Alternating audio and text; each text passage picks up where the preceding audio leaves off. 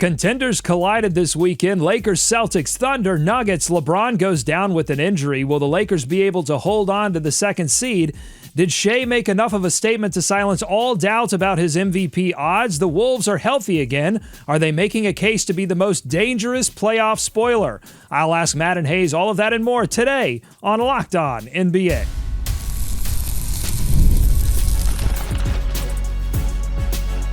You are Locked On NBA, your daily NBA podcast. Part of the Locked On Podcast Network, your team every day.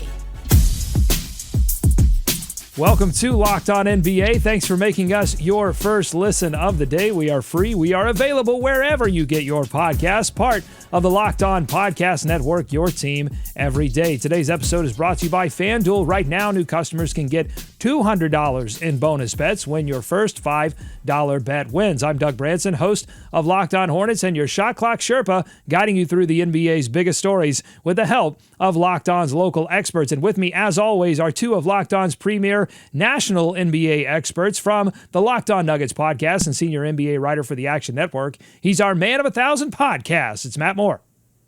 Charlotte Hornets' tragic number is 9. Oh, I want it to be lower. And from the Locked On Bulls podcast, the Prince of Petty, it's Hayes. The MVP conversation is getting very, very interesting. But hey, stop letting the MVP conversation become your personality. You're not the MVP. Shai is. All right, we're going to talk about this MVP race coming up in just a second. But first, let's start in Boston, where the Celtics handled the Lakers through three quarters before the Lakers came roaring back in the fourth. But eventually, the Celtics win. It might have been a huge comeback victory for LA, if not for LeBron James leaving the game midway through the fourth quarter with a groin injury. Shams reporting that LeBron could miss 1 to 2 weeks with that injury. Hayes, we're going to start with you. Should Lakers fans be more concerned about LeBron's groin injury, or that they needed so much from Luka Doncic in the fourth quarter to counter a lack of offense from most of the rest of the roster? No, because that's what Luka's here for. And as we've said many times, right now you're kind of playing with house money. Like they're going to have an opportunity to reshape this roster to kind of make it fit Luka better and what they need now that they have Luka Doncic in tow.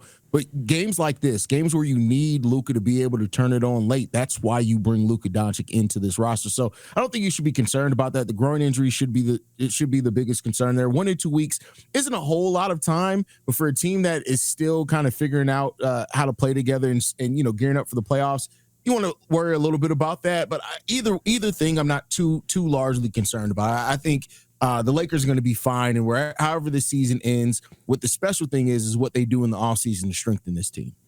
I mean, I wouldn't worry about it. Najee Marshall had a really good game this weekend, so Nico Harrison's trying to find a way to get into the Lakers right now. I think when we look at the numbers, I'll say this. Jackson Hayes is out tonight. That's going to be a problem. The best lineups actually have nothing to do with LeBron. It's Luka with Rui Hachimura and Jackson Hayes. DFS helps too. It makes sense though, right? If you put Luka next to a rim rolling pick and roll big who can switch defensively, you're going to be pretty good as long as you have a shooter in the corner. So that's kind of like the dynamic that they have to be able to figure out. When they get back to having Jackson Hayes and Rui Hachimura, assuming that Luka's arms don't fall off because that guy's got a lot of rap on him, both on the bench and in the locker room. If he's able to stay healthy, which is a big if at this point, I wonder why, they're going to be okay. But that's really the only question here. I don't think, look, LeBron's been awesome. There's a difference between a player being awesome and a player being needed. And LeBron's honestly in that zone right now. He's been awesome. He's also not needed before the playoffs begin. All right, let's head out to Locked On Lakers. The Kamenetsky brothers discussing this injury. Let's get their take on how worried that Lakers fans should be. This news, Andy, is obviously not good, but it comes at a time when injuries are starting to pile up for the Lakers. LeBron said after the game, he does not think this is in the same category of severity as when he hurt his groin in his first season with the Lakers in that Christmas game against the Warriors that cost him several weeks. He said, quote, "No, it's not as bad as that." As long as he's back before the playoffs, it's fine. And when they went to the Western Conference Finals a couple of years ago, LeBron missed a lot of March. So they've done this before, and LeBron has done this before. And if there's any player in the league, Andy, that does not need a 3-week ramp up to get ready for the playoffs, it's LeBron. So taking LeBron out of this in this particular situation is if you're going to have a star injured, and we have a couple of star injuries, maybe not super severe injuries, but is this like a good time for this kind of injury if you're a playoff team? Does it give your team a chance to adjust, figure some things out heading into the playoffs? Matt? It's kind of random. So here's how this works. If the Lakers go on a run, this proves that it doesn't matter if you miss March at all. If the Grizzlies get bounced in the first round, well, they missed all that time with Jaren Jackson, and he just wasn't healthy enough. We just work backwards. That's what we do, because sports, basketball in particular, can be very random once we get to the playoffs. I genuinely don't think that LeBron needs a ramp-up period. The Lakers, as Hayes, I think, really kind of said, house money. They're just kind of figuring this out. And that's kind of the deal. They get to just kind of show up and be like, we'll just figure it out. We got Luka and LeBron. We'll figure it out. And that really is kind of the approach. If they lose, no big deal. You know why? Because they got Luka for the next 10 years. So it's just kind of fine. Nothing matters, and the points are free. Everything's great. Hayes, Matt mentioned the Jackson Hayes injury. If they slip because of that injury, because of the LeBron injury, if they slip out of the second seed, are people going to look at the Lakers situation and ask themselves, why did they rescind that trade with Mark Williams? No, I think at this point, everybody's kind of understood why they rescinded the trade to Mark Williams. Like, it's still a lot of questions around why, like the whys that went into that. But I don't think they'll have a problem finding a center this year that fits for that team. So I don't know if people are going to circle back and reframe why the Mark Williams thing happened personally, but I still question it because Mark Williams still would have fit in for that team. And now you got my boy Doug having to deal with Mark Williams still being on his team. Well, aside from that, let's go to the Celtics side of this. They get a huge game from Jason Tatum, a 40-point double-double. What should the Celtics take away from this high-profile win? Here's John Corrales of Locked On Celtics with his answer. I think the big thing for Celtics fans is the confirmation that, especially recently, not just this game, it's just the most recent example, that yes, indeed, there is a switch. They can flip it. They have flipped it. And no one's really talking about that December, January swoon anymore. Once again, the Celtics have proven, no matter who, no matter what, in a 7-game series, they have matchups to attack. The other team does not. And that's why I always consider the Celtics a favorite in any playoff series. Matt, after watching that game, is that your takeaway from the Celtics win? Is there a series that you would not rate them as a favorite? God, that's a good question. That's a really good question. No, I think they have to be favorites, which is annoying to me because I do think that a lot of it's just like narrative, but I also can't deny that narrative where it's like, well, they won the title. They're the champs. Yeah, because they beat a bunch of injured teams, but they did win. Like, you beat who's in front of you, and winning the title does matter. But does that matter this year? They're an entirely different team.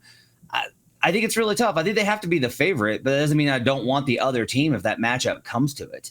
But I also think that there's a very good chance that whoever they face in the Western, if they make the finals, that team isn't going to be the Thunder. And I think that they should be heavy favorites against any team that's not the Thunder in the finals. And against the Cavaliers, it's just going to be like, well, yeah, the Cavaliers are really great. But I will just tell you, a win against the Lakers doesn't prove, with their injuries, doesn't prove anything about this supposed switch that John Corrales believes so much in. Yeah, I think it's fair to have the Celtics as the favorite because they like, look at what they've done. Look at what they did last season, this season in the playoffs. Like, they're the champion. They deserve to be the favorite. But just because you're the favorite, it isn't an absolute, right? Doesn't mean you can't be beaten. It just means that you're favorite. We're saying that you have the better odds to figure it out. The Celtics are going to have their lumps in the playoffs. Absolutely. They're going to have their adversity in the playoffs. And especially if they come up against the OKC Thunder in the finals, if they make it that far, it's definitely going to be some matchup concerns there. But to say that the Celtics should be favored in most series at this point, I think that's just fair right now. Is there anything that they can do in the regular season, the rest of the regular season that they have, that would convince you, Matt, that a proverbial switch has been flipped? Or are you just waiting on how they perform in the first round of the NBA playoffs? I don't mean to derail this. I really don't, but I'm going to. There's nothing any team can do. This month is stupid. We shouldn't have more NBA. We know everything. We know everything about every team. There's nothing else to learn. Nothing. There is no point in these games Try going to the locker rooms and asking players and be like, what can you really learn over these last 20 plus games?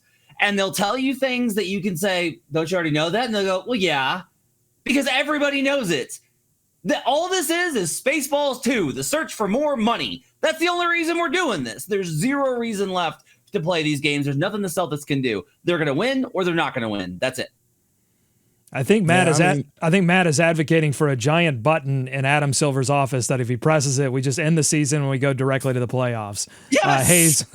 Hayes, would you advocate for that? Would you like that? Or do you think that there's still more to learn from some of these top contending teams? Top contending teams, no. I think there's more to learn about the teams that are kind of struggling or fighting to get out the play-in, make it in the play-in, whatever it is. I think there's more to be said about those teams, like kind of the teams that are between like 7 and 10. There's more to be told about those teams. But even some of those cases, no, because some of those cases are just cool accepting their fate and figuring out where they're going to be at that point in time. So I don't think the upper echelon teams in either conference, there's not much to be told about this. It's everybody's kind of just waiting for the playoffs, hoping that they don't suffer any major injuries between now and the playoffs. And I understand it. That's the right thing to do. All right, coming up on the Locked On NBA podcast, we're going to talk about one of those teams later on in the show. We're going to talk about the Minnesota Timberwolves, who did welcome back Rudy Gobert. How did they do? We'll tell you. Plus, there was another big matchup, Thunder Nuggets. I'll see if I can get Matt and Hayes to tell me anything they learned about that matchup. That's coming up on Locked On NBA. Today's episode is brought to you by DoorDash. NBA fans, get ready. They swoosh. You save thanks to Dash Pass. Every time a player drops 50 or more points in a game, you score a huge deal the next day. It's really simple. When any player scores 50 or more in a game during the 24-25 NBA regular season, Dash Pass members get 50% off an order up to $10 off the next day from noon until midnight. After an epic 50-point performance, celebrate by ordering wings, pizza, burgers, whatever you want from your favorite spot, delivered straight to your door. Need a quick and easy lunch the next day? Dash Pass gets you your favorite meals with $0 delivery fees and reduced service fees. Plus, now you save even more with this exclusive NBA offer. Sign up for Dash Pass and be ready to save. When any player scores 50 or more in a game, Dash Pass members get 50% off an order the next day, up to $10 off. Just use promo code NBA50 from noon to midnight after a 50-point game on eligible orders at participating merchants. Must have an active Dash Pass account. Terms apply. Visit DoorDash to learn more. More Locked On NBA ahead. Welcome back to Locked On NBA. Thanks so much for making us your first listen every day. Maybe it's your first watch on YouTube, youtube.com/@LockedOnNBA. Your favorite NBA team also has a free daily newsletter. Go to LockedOnDaily.com, subscribe, and stay up to date with local expert analysis and amazing writing from Katie Heindel, Mike Shear, and Locked On Fantasy Basketball tips from Josh Lloyd. All right, Lakers-Celtics, not the only high-profile matchup this weekend. We also had the first half of a back-to-back MVP showdown between SGA and Nikola Jokic. Shai took round one, 40 points, and a 127-103 win over the Nuggets. Let's get both sides of the story from Rylan Stiles of Locked On Thunder and then Ryan Blackburn of Locked On Nuggets. SGA outduels Jokic in a classic MVP battle, a game that the Thunder showed their championship mentality, and as much as it was a game about Shai, it was a game about the team as well. You would have thought that the Thunder were the team that had championship pedigree, were the team that had a championship coach. Because in a game like this that was tight for 40 minutes until the Thunder ran away with it, the Thunder were the looser team. The Thunder were the more composed team. The Thunder were the team who made the breaks. And Denver could not hang. They just were not precise enough. They were not good enough throughout the entirety of this game. And Matt, that's how OKC beats you. They don't beat you in the first quarter. They don't beat you in the second quarter. They beat you because they are relentless. All right, so this is our first year doing the show, so I'm learning things about Matt and Hayes every single episode. And Matt, something I learned about you is that I know you aren't a big fan of one game or even a series of games changing an MVP narrative. But having the experience of watching these battles play out over the years, how do you think that this game will influence things, particularly if Nikola Jokic, who seemed to injure his elbow in that game, is not able to answer tonight? Oh, yeah. Yeah, no, if the Nuggets don't win tonight, it's done. You know what's funny is like these two teams played twice in October and November. Does anybody remember that when they're voting for it? No. But if you play in March, these head-to-head battles determines the MVP. It does matter because a lot of the voters don't think about this the way that they should. Like, I don't pretend to know everything, but this does not take a lot of self-examination to be like, it's an award based on 82 games. Maybe we shouldn't take 2 heads-up matchups in March without Aaron Gordon, who injured his calf in OKC, both on the road, one on a back-to-back, as definitive proof of the MVP. Maybe we should just look at the 82 games. No, let's just have it be heads up, and then whoever wins, Hayes. Yeah, I don't know how to get past that either. Like, recency bias does absolutely play a part in it. Like, and it's kind of this unspoken thing. Well, I guess we're speaking about it now, so can we say it's unspoken? That just happens. It's just part of the voting. Like, how you finish the season strong, especially in head-to-head matchups. I think it does impact voters. And Matt makes a great point. It's about an 82-game season, and I mean, I don't know how you can avoid it, but if they lose tonight, especially if Shai drops another 40-piece, which, by the way, Shai, like, no more for we got the DoorDash special. Drop 50. I need 50. No more 40 pieces. Go out there and get the 50. I'm now starting to think that Matt Moore may just want to abolish the entire month of March. Just get it off of the calendar, not just for NBA purposes, but just get it out of the calendar in general. I mean, we can keep it for college basketball. Who doesn't love the tournament? We can keep St. Patrick's Day. All right. That's cool. Okay. We're figuring this out. We're gonna figure out this Julian calendar one way or the other. I think it actually should matter, particularly when you have an MVP battle that is clearly between two players. And I think sports is fun when it's head to head. Like, I think head to head challenges. Like, we love game 7s. We love getting the stars together to go head to head and comparing their performances. I think that's what sports is all about. So Jason Tatum beat Nikola Jokic this month. Does that mean he's above him in the MVP? Should he finish second? I got it. Silver loves his tournaments. In the season MVP tournament, 1-on-1, the top 4, 1-on-1 basketball. Okay, now you're on to something. Let me reply. Let me just quickly reply to Matt Moore, because he mentioned the Jason Tatum thing. No, I don't think so. I think when you have two players that over the course of a season have clearly separated themselves, then I think that head-to-head matchup does matter. Okay, well, here's one. What if Jokic had won the first 2 matchups and Shai won these next 2? Shai won them in March, and we know that there people are going to be like, well, he won those ones in March. I saw those games. Pay attention in October and November. Those games count too. This is the problem. It's also not like they're not head to head. Yes, Jokic is going to guard Shai on some of these pick and rolls, but not most of them. Like, there's no dynamic here in determining who's the more valuable player in a head to head matchup, Doug. Aaron Gordon got hurt 5 minutes of the game when the Nuggets were up big. Like, I don't know. I do not know how you can possibly think that using 2 games, one game out of an 82 game sample is the best way to determine this thing. And if you're wondering why I'm so upset about it, here's the deal. The MVP is the history of the league. It tells the story, the tapestry of the league. And if it's going to be that important, we should take it seriously and think these things through. Or you should just not talk about it at all. But we should not get into like, it's fun for them to like go head to head. Sure. But let's not be ridiculous about it. I think part of the issue, and I don't know if you feel this way, Hayes, like part of the issue for me is that both of these players are doing such incredible things. We have to reach and find things that are separators. Like if one of them was clearly lagging behind the other, or if there was a definitive argument for one over the other, then I think the head-to-head matchup conversation is different. But Hayes, I'm reaching, I'm grasping for things. It doesn't have to be about one game, but I think the head-to-head matchup should matter. Yeah, I mean, it matters to a degree, and I don't think, like, Matt, don't let me put words in your mouth. I don't think Matt's saying that it shouldn't matter. I just think that he's pointing out that it's weighted, like, because it is it's a recency bias that's part of it, and that being weighted that way can make you forget, like okay, let's say all 4 matchups happen in early October, right? The first week of the season, somehow they play first 2 months of the season, they played all their matchups, like. Then you kind of be forced back to go back and say, hey, let's look at these one-on-one matchups. When you have these ones that are recent, I don't think people are really taking the earlier matchups into consideration. should matter 1/82nd. That's how much it should matter. It should matter 1/82nd is how much it should matter. The other thing is like, I get that it's fun to talk about sports this way. I get that perspective, Doug. It's like, it's a fair point to be like, it's fun to look at sports this way. We should do things that are fun. I just wind up feeling like what we do is we invent these constructs to replace doing the actual work of evaluating them.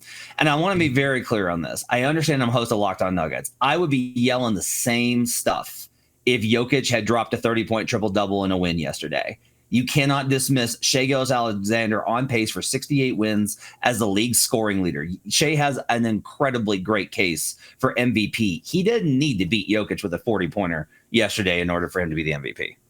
But he did. But he did.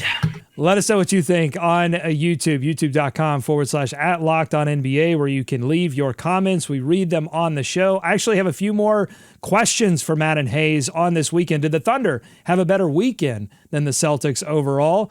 Plus, we've got to get to the Minnesota Timberwolves, who are right now on a hot streak, and they're adding Rudy Gobert back into the lineup. Is that going to mess with the hot streak? We'll talk about that on the other side. Locked on NBA.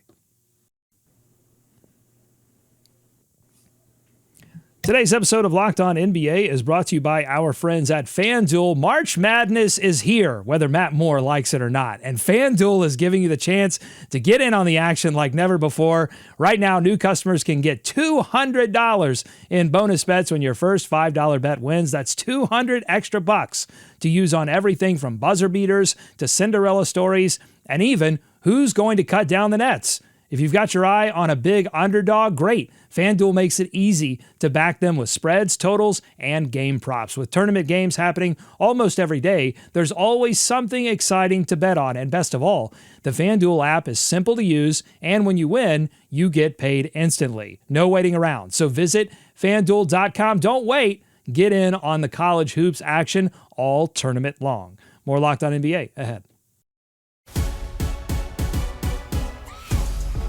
Thanks for making Locked On NBA your first listen every single day. So we got caught up in an MVP discussion there, but I do have some additional questions on what happened between the Thunder and the Nuggets. Hayes, first, did the Thunder have a better weekend than the Celtics? Was that win over Denver more defining for the Thunder than the Celtics win over the Lakers? I mean, both wins, they were missing some things in those games. I'd probably say yes still because of the performance of Shai Gilgeous-Alexander. Just watching Shai do his thing. Like I said, I know I use this a lot. It's just special to watch him do his thing. So I'll say the Thunder had a better weekend, but it's not by a wide margin. I'm trying to think who had like an actually great weekend. Probably the Wolves, who we'll talk about in a second. The Nuggets are 3-14 versus teams with a top 10 differential this season. They can't beat good teams, and it's a real problem going into the playoffs. So while I think this is probably like a pretty good game, and honestly, like it was, it was a good game for most of that game. Rylan Styles being like, this shows their champion. No, Rylan, no. You don't get to have like a championship proving experience in a regular season game. I wish you could. I think it'd be really great if the NBA were built that way. It's not. Okay. The only games that were maybe at that level, the wins over the Cavaliers and Celtics, I think you can feel that way. But this one, not so much. Matt, how concerned are you about Aaron Gordon's continued struggles with his calf injury? Yeah, I mean, look, it's a problem. From the people I talked to, I think that if this was a playoff game, he might have tried to play through it, but they can't risk it tearing. So every time that it tightens up, he's got to just sit down and rest it.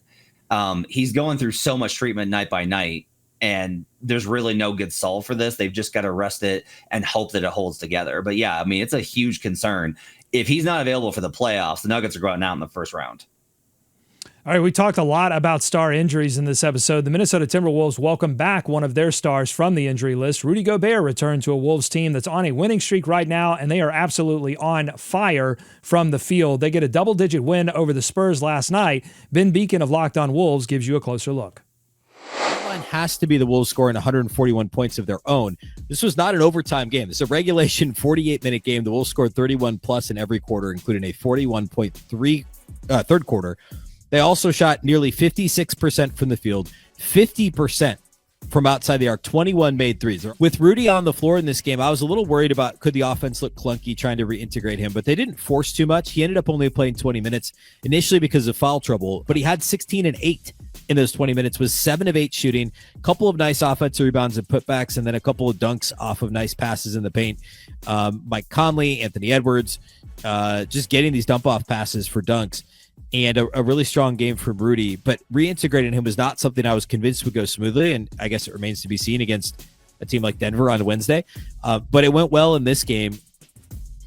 All right, let's do one of our favorite games here on the show. Sus or sustainable, Hayes, Minnesota's high-powered offense with Rudy Gobert in the lineup. Like you heard him there, only played 20 minutes. Once they get him fully ramped up, can Minnesota maintain this high-powered offense into the postseason?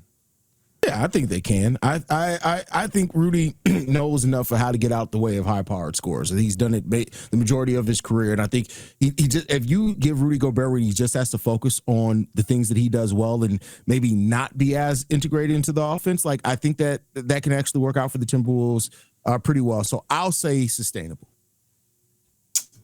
Sus. We got some numbers that basically say that here. I'm going to go back to this. The numbers basically say the best combination for them amongst Jaden McDaniels, let's say small forward, power forward, center, Jaden McDaniels, Julius Randle, Rudy Gobert. The best combination for them is actually Gobert and Randle. They get a 121 offensive rating and a plus 15 net with those two on the floor without Jaden. And yesterday, they absolutely cooked with Jaden. Now, what's interesting here is Jaden was struggled for the first half of the season. And I was really like, I don't know if he can stick around if they're going to have Randle on this roster. But when Randle was out, Jaden got back on track, and he's been playing phenomenal in terms of his own offensive game, getting to different spots, not just taking corner threes, and being a little bit more aggressive and kind of locked in offensively and defensively, honestly. And so yesterday, their best lineup was their starters. They had a 166 offensive rating. I'm told that's good.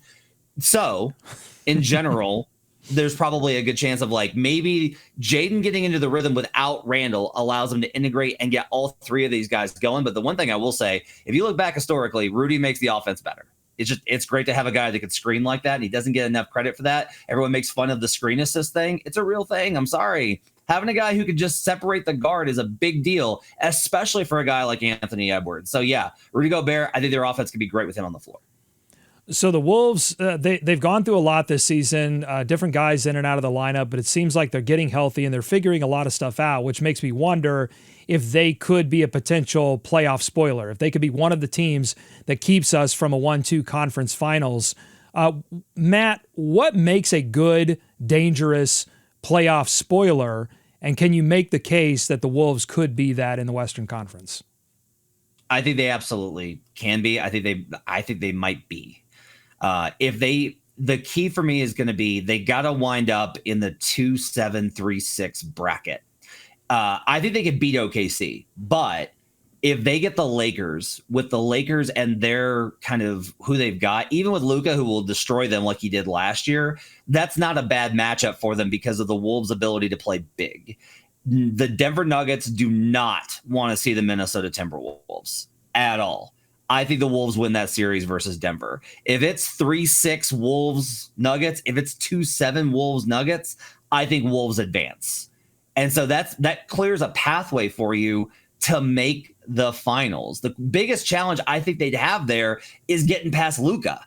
That's the only guy on that bracket I think that I would be really concerned with. I think they match up great with OKC, and we saw that in their matchups.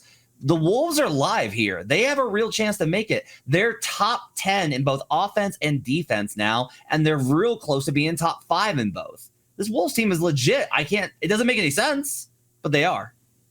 Hayes, is there an element, is there something that you look at and go, okay, yes, I identify this as something associated with a dangerous playoff spoiler? And if so, do you see that in the Wolves or maybe even another team? Like, who is your most dangerous playoff spoiler right now? I mean, it is the Wolves. Like, their ability to play offense and defense, and Rudy Gobert coming back and being integrated in, like, I look at that as a positive. Like, that's the thing. Like, and one of the biggest things is Anthony Edwards. Anthony Edwards this whole season has been playing good, and he's been holding himself accountable. He makes on top of how they're already playing, like, them being dangerous, because if Anthony Edwards goes off and he could be the best player in a playoff series more times than not, yeah, the Wolves could definitely play spoiler in this Western Conference playoffs. All right, the Dallas Mavericks, I don't think they'll be playing playoff spoiler. Right now, they look spoiled in terms of the fact that they can't keep a healthy roster together after a collision between Mavs teammates Dwight Powell and Kessler Edwards. Knocked both of them out of their game last night. The Mavericks could be down to 7 healthy players, which would mean if they don't find one body to sit on the bench, according to the research that we've done and the NBA Constitution and bylaws that we've seen, they would be forced to forfeit their game potentially tonight at San Antonio. I don't even know what question I have at this point. Like, I might be Nico Harrison at this point, just wanting to walk away in frustration. Like, I don't know what to say about the Dallas Mavericks right now. Matt, do you have any words? This is just sad, and I feel for the other Mavericks players. Like, I just feel for the rest of those guys. I hate it when guys having good seasons like Najee Marshall, Dante Exum, who just came back from injury. Those guys, I hate when they get caught in the crosshairs of situations like this. What I will actually pivot to is another hot take, which is I think the Phoenix Suns are making the playoffs. Ooh. And I think that they're not dead in the water for making a run too. And with the Mavericks in this situation, they're in the 10 spot. I think you got to get up to 9, but I also think the Kings might fade a little bit. I really think the Suns might be live in that game yesterday. They caught the Mavericks at the exact right time to get a confidence booster. I think the Suns are live. Wow, Hayes, what do you think about that? Suns are definitely live. They're only, 1.5 games back of the Dallas Mavericks. The Mavericks were having a conversation if they're even going to have enough people to field on the basketball court to be able to play the game. So, yeah, the Suns are definitely live here. 4-6 in their last 10. So it just depends on, how things shake out here towards the end of the season. But the Suns' season is not done. And to watch how them and the Mavericks, fight over that last spot is going to be a fun battle to watch here at the end. Since the institution of the play-in tournament, I do feel like there's one team every year that's just like a what, how team. And maybe Phoenix fits that bill. Like, you just have no idea how they figured it all out right at the very end. All right.